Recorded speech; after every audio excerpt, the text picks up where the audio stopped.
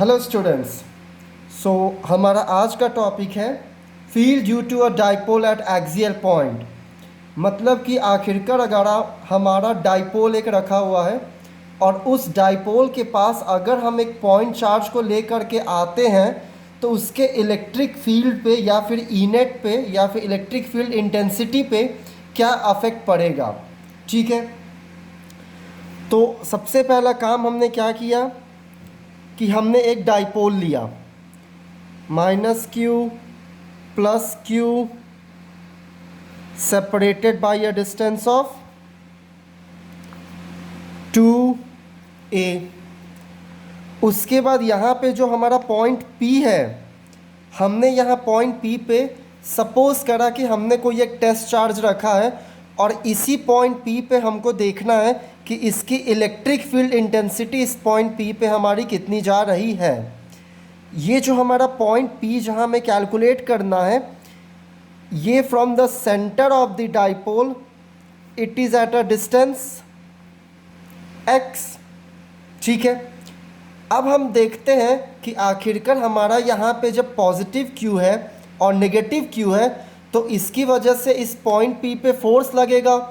That force can be attractive as well as repulsive. हमने ये बात माना कि हमारा पॉइंट P पे जो हमारा टेस्ट चार्ज है वो हमारा पॉजिटिव चार्ज है, तो दैट मीन्स ये पॉजिटिव एंड ये positive will repel each other. That means F due to positive charge will move away, whereas if I talk about the negative charge, that means F due to negative charge will move towards। ठीक है, अब हम distance की बात करते हैं कि आखिरकार हमारा F पॉइंट P से जो पॉजिटिव चार्ज Q है, ठीक है, जो इस पे जो फोर्स अप्लाई कर रहा है आखिरकार वो हमारे कितने डिस्टेंस पे है।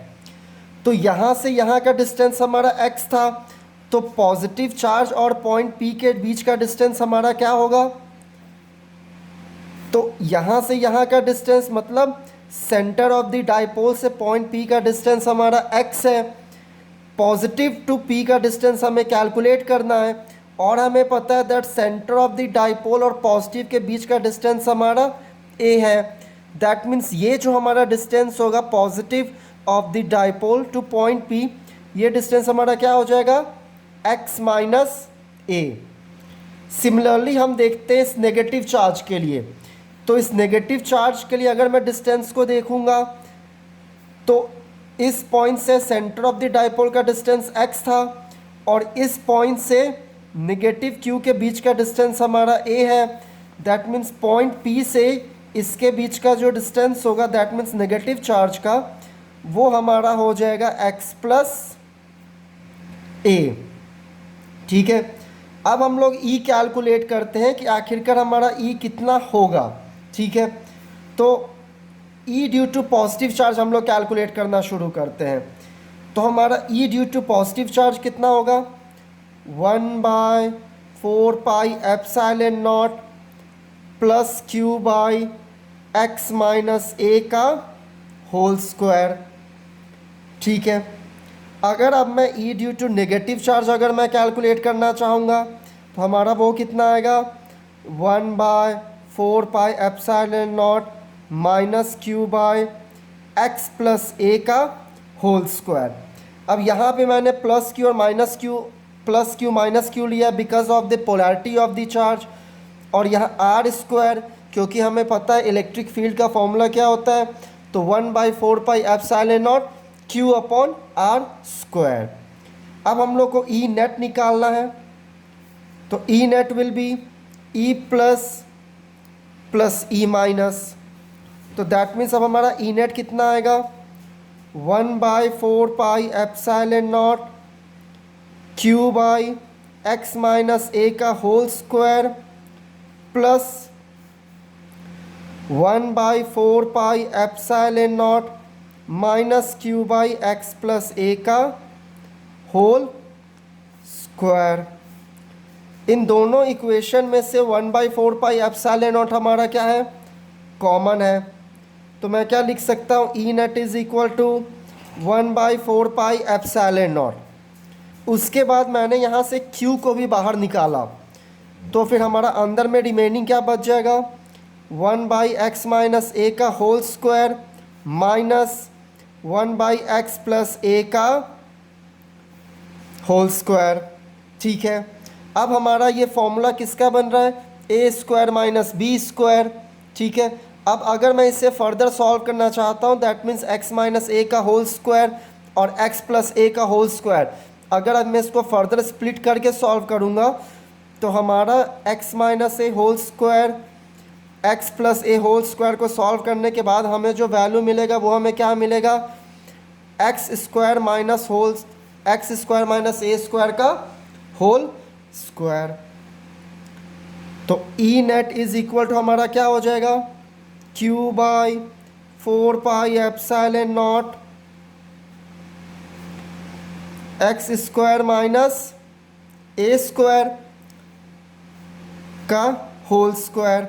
तो यहाँ मैं क्या लिख सकता हूँ, x प्लस ए का whole square minus X minus A का whole square.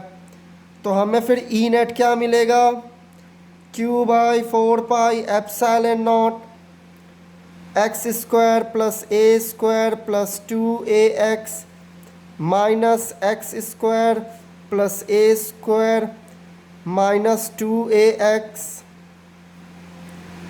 Upon X square minus A square.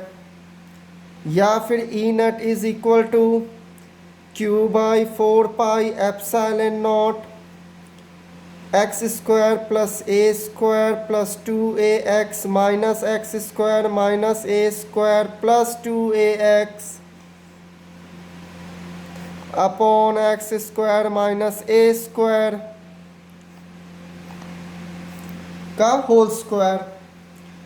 अब ये X square minus X square cancel out, plus A square minus A square cancel out, तो हमारे जो E net का value बचेगा वो हमारे पास क्या होगा, तो q by 4 epsilon not 4ax upon X square minus A square का होल स्क्वायर।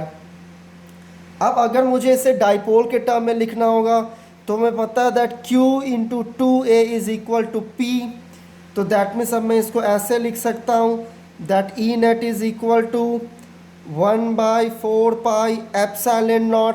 अब मैंने क्या बोला, q into 2a is equal to p, मतलब ये 2 टाइम्स और इंक्रीज़ है, तो ये क्या हो जाएगा 2px by X square minus A square का होल स्क्वायर। नाउ हम सपोज कर रहे हैं कि हमारा जो डिस्टेंस x है वो हमारा क्या है, डिस्टेंस a से बहुत बड़ा है, that is x is very very greater than a। तो उसके बाद हमारा क्या कॉन्सेप्ट आ जाएगा फिर, E net is equal to 1/4 epsilon not 2px by X square का स्क्वायर।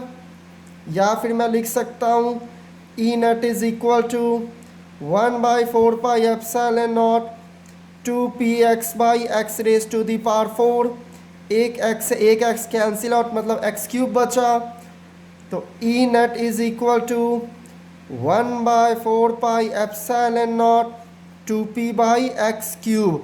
और ये हमारा फील्ड इंटेंसिटी कहाँ पे होगा, तो ये हमारा फील्ड इंटेंसिटी होगा at the axial position. Thank you class.